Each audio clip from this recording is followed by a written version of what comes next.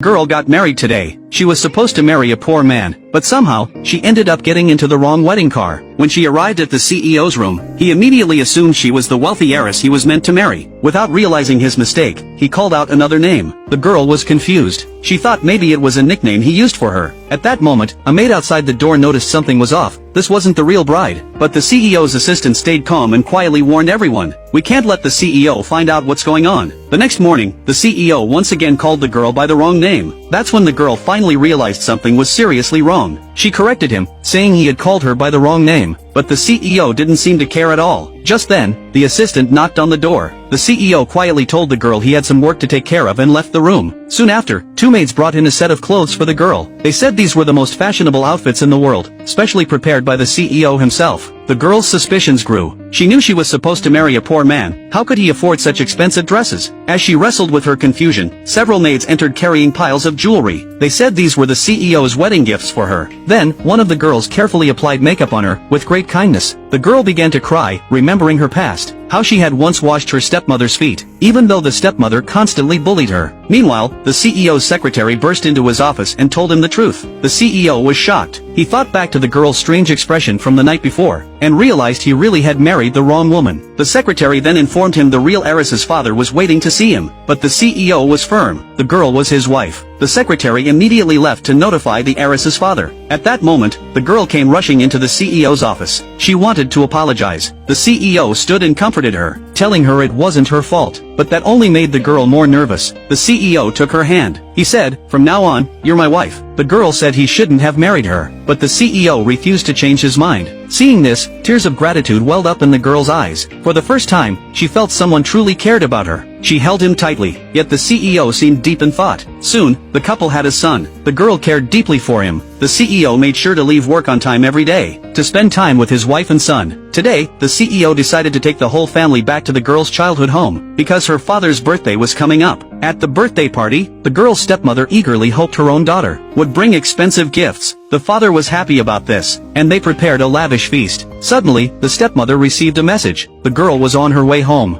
Filled with disgust, she hated the girl and had no idea that the girl had married the CEO. She angrily threw her phone to the floor. The girl's mother picked up the phone, but the stepmother stepped on her hand. The mother cried out in pain, begging for mercy. At that moment, the stepmother's two daughters and their husbands arrived. The stepmother went to greet them at the door. Outside, the girl got out of the car, and warned her son not to reveal who they were. They went inside. A maid informed the stepmother that the girl had arrived. Everyone looked down on her, not knowing she was married to the CEO. They even thought she had come to beg. Her father reluctantly let them in. The girl's son politely greeted his grandfather, but the father looked down on him. Everyone began mocking the girl. Just as she was about to respond, a man suddenly recognized her.